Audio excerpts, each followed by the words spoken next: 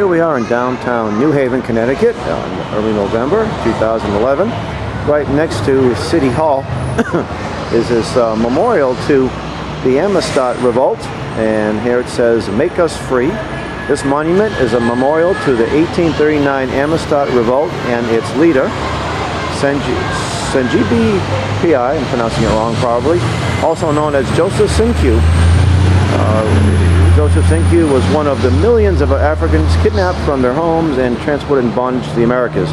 By the way, most of them went to South America, about 95% of them. Sold into slavery in Cuba, he, 48 other men, and 4 children were bound aboard the schooner La Amistad. During a storm, they successfully freed himself and his fellows. The Africans seized the ship, but their orders to steer La Amistad homeward were thwarted. After a futile weeks at sea, they were captured off Long Island by the USS Washington. And a lot of people remember the movie Amistad, which wasn't a bad movie.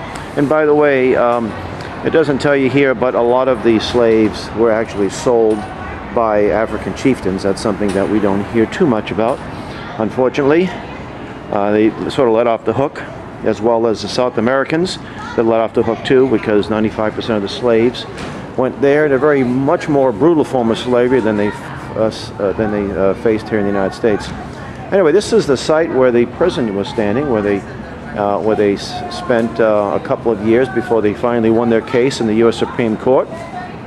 On this site, the Amistad Africans were jailed awaiting trial for piracy and murder. To aid their struggle for freedom, the Amistad Committee formed, counting in its number ministers, Simeon Jocelyn, Joshua Levitt, and James Pennington, merchant Louis Tappan, Professor Josiah Gibbs, and lawyer Roger Baldwin.